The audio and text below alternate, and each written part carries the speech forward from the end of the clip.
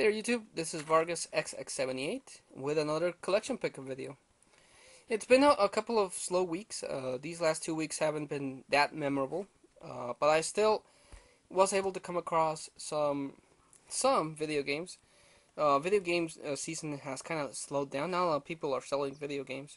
They usually save them up for summer, but still was able to find something. But movies I found a few. I'm guessing people are starting to get rid of their DVDs to make way for Blu-ray, which is great for me because that's how I find really neat DVDs. And some of them were gifts, some of them I bought at the video store, but still pretty good haul these 2 weeks. At least I thought so. I enjoyed these movies. But well, let's get started with the video. First off, you know me, guys. Every time I get a new issue of Club Nintendo, I like to share it with you guys. I still think it's a really good magazine that we have here in Mexico. This month they talk about Guitar Hero Warriors of Rock, which changes the formula. It goes back to its roots, that it has a lot of rock music, not so much pop. But now they have this weird story mode that turns the characters into monsters and stuff. On the cover, they have Messi promoting Pro Evolution Soccer 2011. I might have mentioned this before, but the Pro Evolution Soccer, or the Winning 11, or even back when it was called International Superstar Soccer, was always my favorite between that and FIFA. FIFA might have the official names, the licenses, everything else, but Pro Evolution Soccer, or at least all the games that were made by Konami, just had better play control. It's more fun. But FIFA is trying to fix that, so now the competition is getting good. They also talk about Super Scribblenauts, Wii Party, Spider-Man Shattered Dimensions, which is a game I'm really interested in. If I see it at a good price, I'll buy it. They talk about the new GoldenEye game that came out for the Wii. Also interested in picking that up. But the two sections I really enjoyed the most this month were El Control de los Profesionales. They talk about the influence of Japan folklore in movies and video games. Stuff like this one, the Oni. They appeared in Mortal Kombat. They're like demons, and they appeared in Mortal Kombat, and of course in Onimusha. Then they talk about Miko, which is traditional sorceress, and Tanuki, which is this a raccoon dog thing that's popular in Japan. It's supposed to bring good luck. The combination of the two was more famous in Poki and Rocky, which is a video game series for the Super Nintendo, and of course the classy Tanuki suit in Super Mario Bros. 3. They also talk about the Tengu, which are these weird bird-like demons. They of course talk about the dragons and the Kappa. The Kappa is actually an interesting legend. They're supposedly these demonic evil turtles that would prey on people that got too close to rivers. It was supposedly a story to keep young children away from them so they wouldn't drown. But they're the inspiration for the Koopas. And actually, if you see a classic Kappa drawing, he looks exactly like Bowser. So I always thought that it's interesting that the Koopas have such a dark origin, you could say. And the other game that they talk about is a game that focuses a lot in Japanese folklore, and that's Okami. Whether you buy it on the PlayStation 2 or on the Wii, Okami is a really good game, so you might want to give it a look. And the other section I liked is this one that talks about mythological extinct creatures in video games. Here we got Lapras, which is, it could be considered the Loch Ness Monster. They got Bigfoots. When, when Homer gets confused with a Bigfoot. The Kraken. These kind of articles really is what really interests me in Club Nintendo. They talk about video games, which is always good, but they also give you a brief history on what inspired certain things in video games. So one more reason why I just adore Club Nintendo. Okay, let's get into some games. I played the demo for the PlayStation Network on Worms. So when I saw this one at the flea markets I go, it's Worms Armageddon. I've actually been meaning to get this one on the 64, but I haven't been able to find it, so I got it on the PlayStation 1.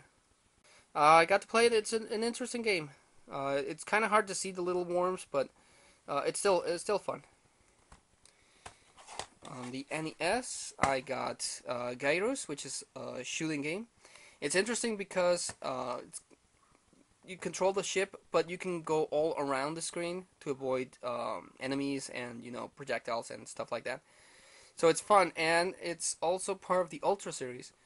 Now, way back when, Nintendo limited the amount of games that a company could release. I think they only could release 8 games per year. That's to avoid, companies filling up the shelves with games and causing the video game crash again. So Nintendo was really smart on doing that. But a way that companies like Konami got around that is that they released some games with their Konami line, and then some games with their Ultra line. It wasn't technically the same company, so they can release more games. But a lot of the Ultra games are really fun, and this one is really good. Picked up Iron Sword, Wizards and Warriors 2, a game that's really famous because of the cover. It starred the male model Flavio. The game is developed by Rare, but it's a lot harder than the original game, Wizards and Warriors 1. It's fun, but it's just really, really hard. Picked up Cobra Triangle. This is a mission-based game. You control this little boat, and you have to do different obstacles and missions. It's a fun game, also developed by Rare, so really like that.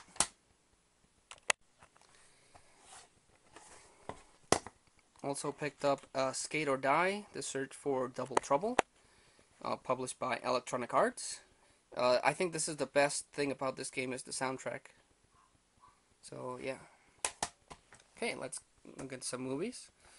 At a flea market, I bought the first Scream. Scream was made by Wes Craven.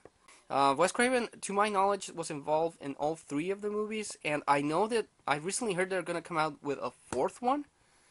I can't believe they're going to revisit this after so many years, but there you go.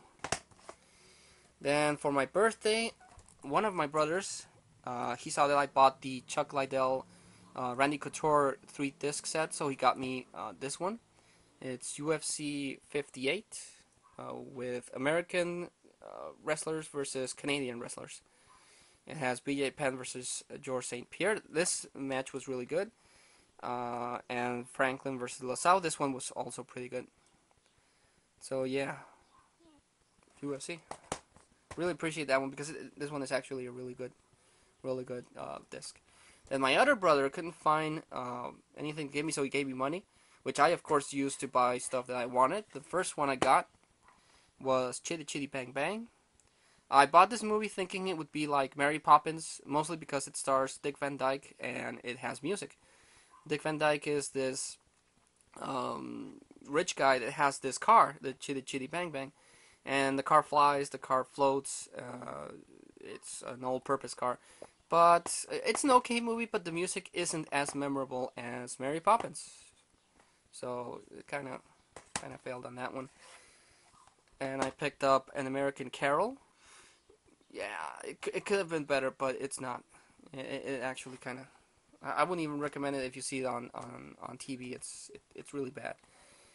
I was able to pick up Desperado with Antonio Banderas and Salma Hayek. This is a movie by Robert Rodriguez, and it's a fun shooting movie. The shooting sequences are just over the top and insane, and Antonio Banderas unloads an insane amount of bullets, and he never reloads. But I think this movie is, at least I remember it best because of the shootout and for a really cool scene with Salma Hayek. So, yeah. And the last movie I picked up with the money my brother gave me is this one. I've seen other versions of this movie. It has this weird green border all over it. with a picture of Boris Karloff on it. But this one I bought because I found unique. It's the same movie, but it's the poster that they announced the movie all the way back then. So I've never seen something like this, or at least the Mummy in this version. So I picked it up right away, and it's a classic movie. It really is a good movie. It's not necessarily horror, but it does have some sort of elements. And I find it really interesting that the Mummy um, is able to hypnotize the main person, or at least bring back aspects of her past life. And the force is strong in the Mummy because he looks into this pond and he's able to choke force people. So I thought that was interesting. Definitely maybe George Lucas got inspiration for that, but it's a really good classic movie, and it has this weird hypnotic sense. I suggest you watch Cinemassacre's review of the movie. He's way better at this than I am, but it's actually one of the reasons why I picked it up when I saw it in this cover, because it really is a classic good movie, and I enjoyed this one a lot. Then at a video store, I picked up Orson Welles' Citizen Kane. I've seen a lot of lists that say that this is the greatest movie of all time. Well, it's always a tie between this one and Casablanca, and the story is really cool, but it's definitely not for everyone. And at the same video store, I picked up Trick or Treat on Blu-ray. This is an anthology movie. It has a lot of Halloween-themed stories, and they're really good. They are really good. Um, Not since Creepshow have I seen an anthology, movie that really blows my mind, and I'm really happy with this one. I don't know why they haven't made a sequel or at least a reattempt to make this. But yeah, really good. At a pawn shop, I found Disney Pixar's Cars. A lot of people I know don't like this movie. They thought it was kind of boring, but I think they totally missed the point of the movie. I'm a little bummed down because it has a sticker damage here, but that's not important. The animation is incredible, like most things that Pixar do. I honestly believe that Pixar might have cheated and used real footage on some of the scenes, because the way that the light flows through the cars and everything is just really cool. And the main thing I got out of the movie is that, much like the character Lightning McQueen, he's used to speed, of getting fast, of only thinking of himself, and then he gets stranded in this really backwater little town, and he learns that it's not how fast you get to your goal, but that you enjoy the ride. And I guess that maybe that's why I like this movie more than other people. I'm not a big fan of NASCAR, but taking away that, the movie and the message itself is really cool. So I really dug Cars. And the last thing I picked up at a swap meet was Family Guy Volume 4. When Family Guy started, I thought it was really funny. I thought they did some really crazy things. But now Family Guy isn't that fun. This season does have one really good episode that I really liked a lot. Stewie and Brian make a bet on a boxing match, and Brian loses, so Stewie wants to collect his money, and he beats the hell out of Brian on 2 occasions. I mean, I know it's probably wrong to laugh at something like that, but that episode in this season is really good. Well, guys, these were my collection pickups for these 2 weeks. Really good things that I was able to pick up. At least I liked them. And I hope you like them too. If you have a chance to check out any of the movies I mentioned, or if you have a movie suggestion, some obscure movie that you know of that I might enjoy, I would really appreciate it.